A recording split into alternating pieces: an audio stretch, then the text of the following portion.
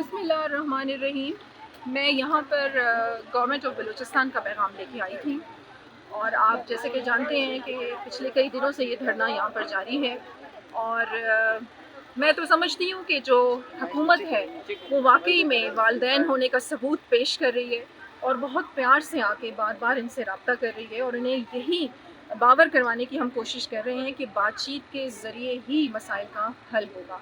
मैं पिछले 3 दिन से यहाँ पर आ रही हूँ और मेरे साथ जो रवैया है वो भी आप लोग देख ही रहे हैं कि मुझे किस तरीके से यहाँ पर वो कहते हैं कि आप ना आएँ यहाँ पर और कैंप से मुझे निकालने की कोशिश भी करते हैं। मैं ख़ुद बलूचिस्तान से हूँ, बलूचिस्तान का हिस्सा हूँ, बलोच हूँ और मैं चाहती हूँ कि हमारी माएँ बहनें बेटियाँ इस तरीके से जो सड़क पर बैठी हुई हैं वो ना बैठें और इज़्ज़त के साथ और प्यार से और अफ़हाम व तफ़हीम से इस मसले का हल निकले। मैडम आप 3 दिन से यहाँ पे आ रही हैं, आप पहले दिन आई, आपको उस वक्त भी यहाँ पर जो है अच्छे तरीके से ट्रीट नहीं किया गया, दूसरे दिन आप कुरान पाक यहाँ पर लेके आई और आज जब आप आई सब ने मनाज़र देखे तो बलोचों की एक बड़ी पुरानी रवायत है कि जब कोई खातून उनके घर पे जाती है तो वो कातिल को भी माफ़ कर देते हैं। आप तो कातिल भी नहीं हैं, आप एक नुमाइंदा बन के आई हैं, तो आपके साथ ये रवैया, ये जिन लोगों ने मुज़ाकरात करने होते हैं, क्या उनका लाइफ उनका स्टाइल इस किस्म का होता है? देखिए बिल्कुल, कल मैं जब यहाँ पर आई थी, पहले दिन में आई तो इनका रवैया बहुत सख्त था मेरे साथ और कल मैं आई तो मैं कुरान लेके आई अपनी उन रवायात को मद्देनज़र रखते हुए। आप भी जानते हैं कि बलोचों की एक बहुत ही खूबसूरत रिवायत है कि अगर कातिल भी और औरत अगर घर पे चल के चली जाए तो कत्ल माफ़ हो जाते हैं।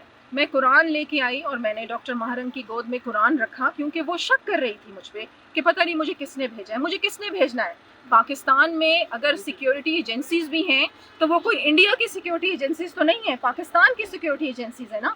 अगर वो भी भेज रही हैं या हुकूमत बलूचिस्तान या हुकूमत पाकिस्तान हमें यहाँ पर भेज रही है तो वो किसकी हुकूमत है? किसी गैर मुल्क की हुकूमत तो नहीं है, आपकी अपनी हुकूमत है और वो माँ बाप की तरह आपको ट्रीट कर रहे हैं। तो मैंने कुरान भी उसकी झोली में डाला और उससे कहा कि हमारी नीयत साफ है। मैडम ये बताइएगा कि क्या आपको लगता नहीं है कि पाकिस्तान की सिक्योरिटी एजेंसी पाकिस्तान के साथ दुश्मनों से बदतर सलूक कर रही है? मुकम्मल करने दें, गारंटी क्या लेकर रही है? क्योंकि जो मुतालबात है उनसे क्या गारंटी लेगी? मैं यही देखें, अफगानिस्तान की जंग का क्या नतीजा हुआ? इतने अरसे की जंग में इतनी मासूम जानें ज़ाया हुई, आखिर बातचीत के जरिए मसाइल का हल निकाला। फिर वो कहते हैं कि यूनाइटेड नेशन ने पैलेस्टाइन में क्या कर लिया, यूनाइटेड नेशन ने कश्मीर में क्या कर लिया। ये पाकिस्तान का इंटरनल मैटर है, हम सबको मिल के बैठ के सर जोड़ के इस मसले को हल करना है।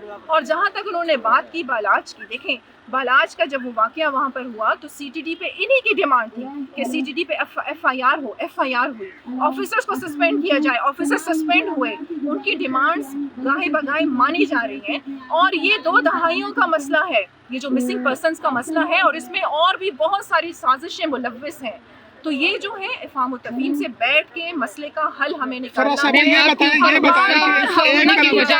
एक तरफ आपके ऊपर गुस्सा होने की वजह मारंग इतना गुस्सा क्यों हो रही है आपके ऊपर? जो आपकी माजी के बयानात की वजह से तो नहीं है। एक तरफ चांद अचक सही है, मैम पहले जवाब इंडिया का एजेंट बना रहे हैं। पहले जवाब दीजिएगा मैम, मारंग का जो रवैया है क्या आपकी माजी के बयानात को लेकर इस तरह रवैया अपनाया जा रहा है? मैंने हमेशा पाकिस्तान की बात की है, मैंने हमेशा पाकिस्तान के मज़लूम लोगों के हकूक़ की बात की है, मैंने हमेशा बलूचिस्तान के हकूक़ की और बलूचिस्तान की बात की है। कौन से माजी की आप मेरे बयानात की बात करते हैं? मैं एक पाकिस्तानी हूँ और एक मुहिब्बुल वतन हूँ।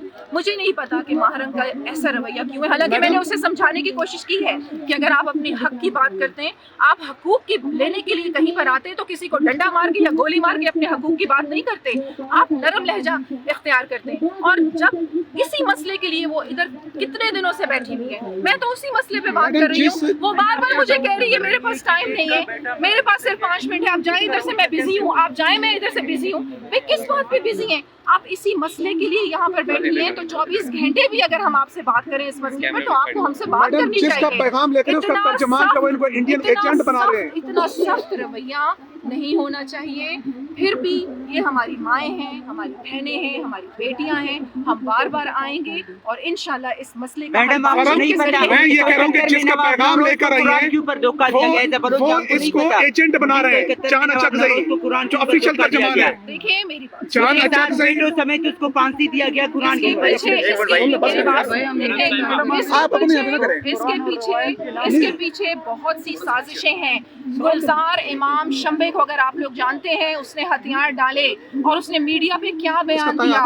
अभी ही सरफराज, मेरी बात सुने एक मिनट, सरफराज बंगुलजई ने जो हथियार डाले उसका बयान देखे, ये मैं नहीं कह रही, ये वो कह रहा है कि बलोचों को वरगलाया जा रहा है, चंद साजिशी लोग बैरूनी हाथों में आला कार बने हुए हैं, उनकी साजिशों का आला कार बने हुए हैं और बाहर बैठ के अपनी अयाशियों की जिंदगियां गुजार रहे हैं और यहाँ पर गरीब बलोचों को, माओं को, बहनों को, बेटियों को बरकरार रहे। वो क्या कर रहे हैं आपके सामने? ये मेरा बयान नहीं है, ये बयान है सरफराज बंगुलजई का, जिसने अभी कुछ दिन पहले ही हथियार डाले हैं और